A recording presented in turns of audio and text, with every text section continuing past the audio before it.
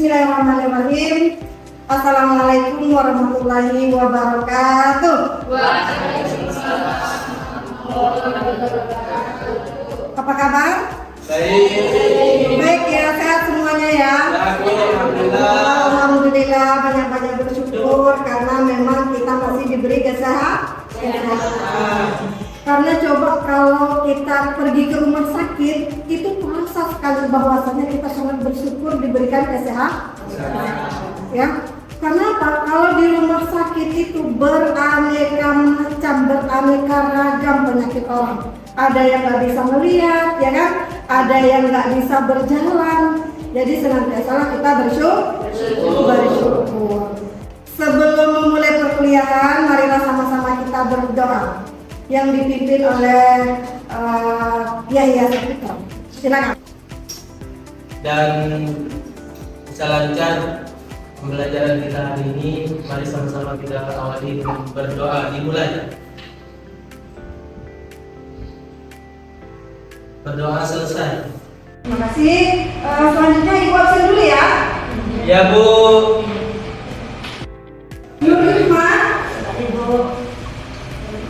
Ayu Andari, Novita Eka, Elda, Mas Puri. Mana Mas Puri? Mas Puri. Belum datang Bu. Belum datang. Baru datang Bu. Oke. Nah sekarang supaya lebih semangat lagi belajar, kita ice breaking sebentar ya. Siap? Siap. Mau ice breaking? Mau. Ice breaking kita adalah tebak kata. Sebenarnya ada tebak kata buah-buahan, kemudian ada tebak kata nama negara, dan ada tebak kata nama-nama yang lainnya.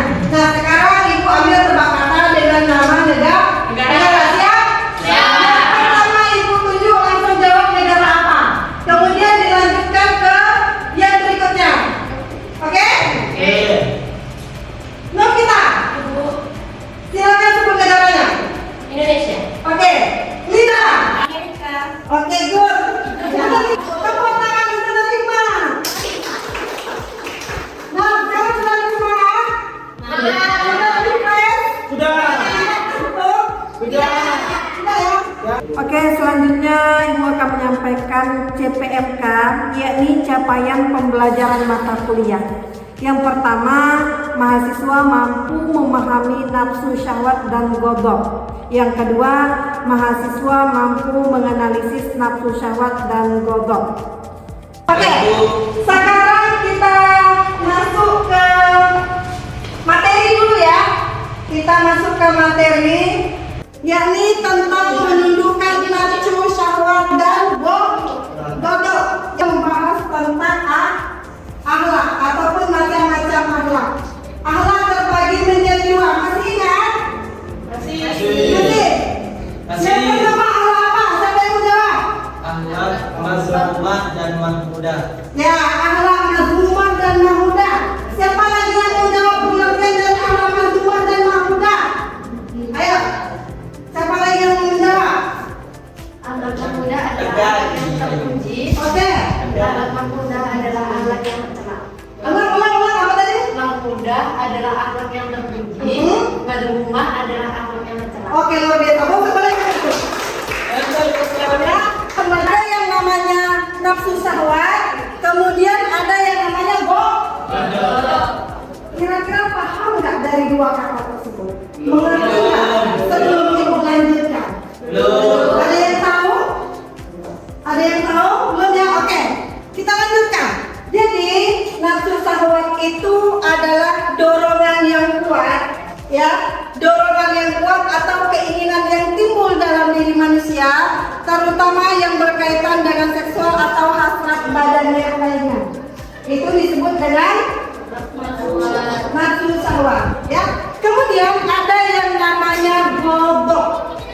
Godok ini dapat diartikan sebagai marah, perasaan yang timbul yang sangat menggebu-gebu sehingga membuat orang lain tersinggung. Ya, pernah marah? Pernah ya. Nah, kemudian yang kita tahu ini nafsu syahwat apa? Nafsu syahwat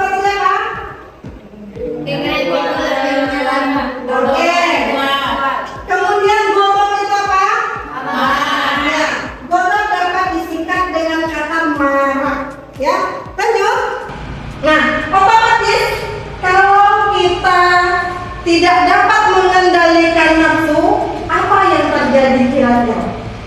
Ya, yang pertama itu kerusakan hubungan, memicu konflik keluarga dan Sosial. Kemudian yang kedua, hati tidak tenang. Dalam artian apa? Was-was terus.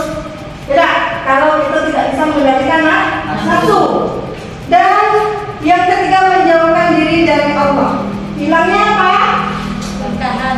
Hilangnya keberkahan dan petunjuk ilahi. Ingat itu, ya. Ini adalah beberapa bahaya kalau kita tidak dapat mengendalikan hawa nafsu. Lanjut.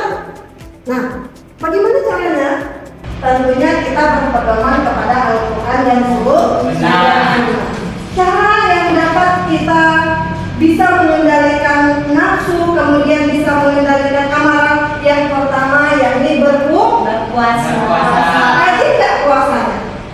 Rajin nggak puasa? Insya Allah ya, luar biasa. Terakhir puasa apa katanya? Puasa Arafah kah, puasa Ramadan kah, puasa Senin Kamis kah, yang pernah dilakukan Anda semua? Puasa apa yang pernah dilakukan terakhir? Atau puasa foto bagi yang cewek? Puasa Asyura, luar biasa. Tepuk tangan untuk Yasin. Jadi rajin-rajinlah berpuasa supaya kita bisa menahan hawa nafsu dan amarah. Ya. Kemudian juga sholat dan zikir. Senantiasa sholat, senantiasa berzikir. Karena sholat disitulah kita melupakan segala keluh kesah kita kepada Sang Pencipta. Ya, maka senantiasa ibu bilang, kalau lagi galau jangan curhat dengan manusia. Kenapa? Karena manusia itu tempatnya kecewa. Tetapi Allah tempatnya kita kembali. Allah yang maha mengabulkan segala keinginan kita, apalagi di dalam sholat malam. Ya, itu sumber ketenangan sekali. Tempat kita mengadu di mana kita istilahnya kita hanya berdialog dengan Allah. Ya, coba lakukan. Insya Allah barang siapa yang galau akan kembali tenang. Dan senantiasa berzikir kapanpun dan dimanapun. Ya, siapa yang suka berzikir? Daripada luar biasa. Ya, luar biasa. Itu insya Allah akan mendatangkan ketenangan. Ya. Karena daripada mikir yang enggak di motor selama bermotor kan, kalau kamu pakai motor ya. Nah, daripada mikir yang enggak, mending kita berzikir, mending kita mengingat Allah. Apalagi yang suka menghayal. Hati-hati. Yang suka menghayal dan salah hayal itu akan terjadi zina. Kenapa? Zina pikiran.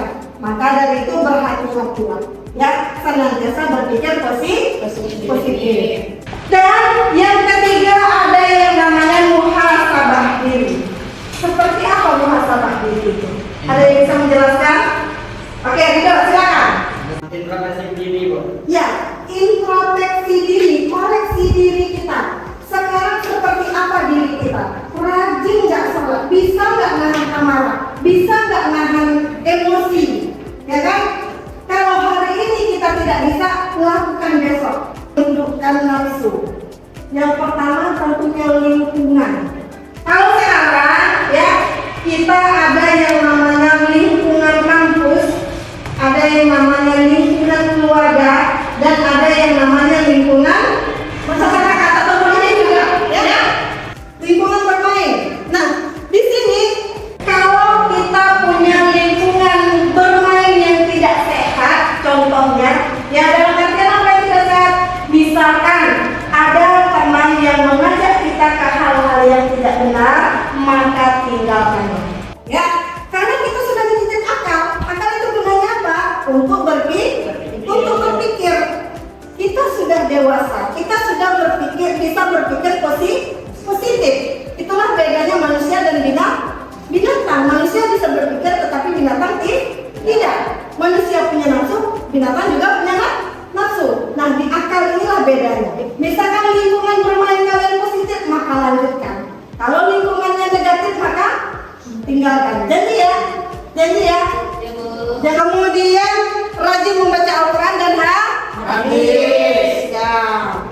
adalah cara mengendalikan amarah. Secara umum ya, ini secara umum.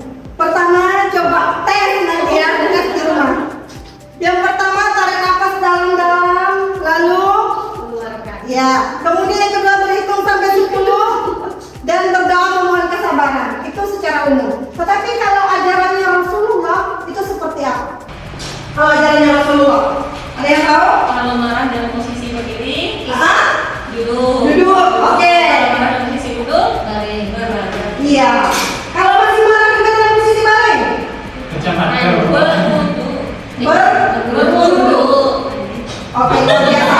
Ya, luar biasa. Tepuk tangan untuk Lina.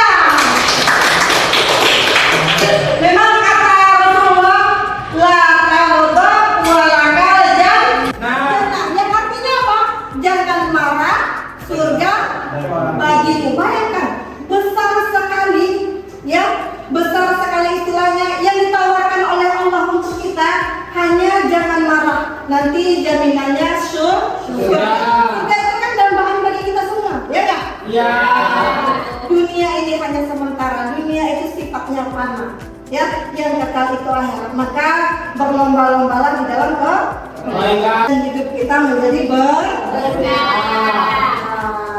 Gak ada ketenangan apa dan zikir untuk ketenangan. Zikir pagi dan petang, ya. Lalu doa pengendalian diri, kemudian senantiasa beristighfar. Silakan bentuk per kelompok, ya. Jadi 3 kelompok. Nah, silakan dilihat videonya ya.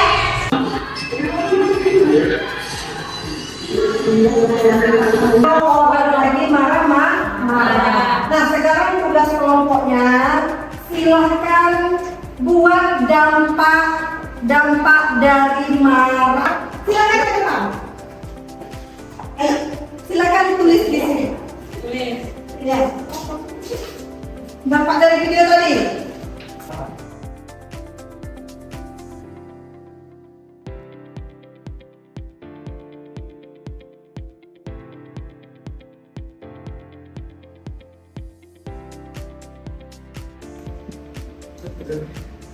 Oke, sampai di sini ada pertanyaan? Ya. Cukup? Cukup paham? Mengerti? Oke, luar biasa untuk kita hari ini. Selanjutnya ada pun kaitan materi kita pada hari ini dengan moderasi beragama. Yang pertama, menolak ekstremisme dan liberalisme. Nah, contohnya itu seperti mengolok-olok agama orang lain, ya, itu tidak dibenarkan, serta tidak mengekspresikan keyakinan secara berlebihan yang dapat memicu konflik antara kita dan agama yang lain misalkan, ataupun antara Buddha dan Konghucu, antara Hindu dan Islam, seperti itu. Jadi kita harus saling menghargai antar beragama. Lanjut, kemudian membangun keadilan, ya. Jadi kita harus adil, meskipun orang itu bukan seagama dan seiman dengan kita, ya, sebagai pemimpin contohnya kita harus menegakkan keadilan, kemudian juga kasih sayang dan kesantunan di dalam bergaul dan bersosial meskipun beda agama. Kesimpulan dan pesan akhir untuk kita semua. Yang pertama, menundukkan nafsu dan ghadab adalah perjalanan spiritual dengan usaha tulus dan doa kedamaian dapat dicapai, ya. Kemudian selalu kembali pada Al-Quran dan Sunnah sebagai petunjuk utama kehidupan kita, ya. Berpedoman kepada Al-Quran dan hadis. Lalu semoga Allah memberikan kekuatan kepada kita semua. Mulai hari ini berjanjilah tidak karena itu banyak dampak negatif dibandingkan dampak positif. Ya. Assalamualaikum warahmatullahi wabarakatuh.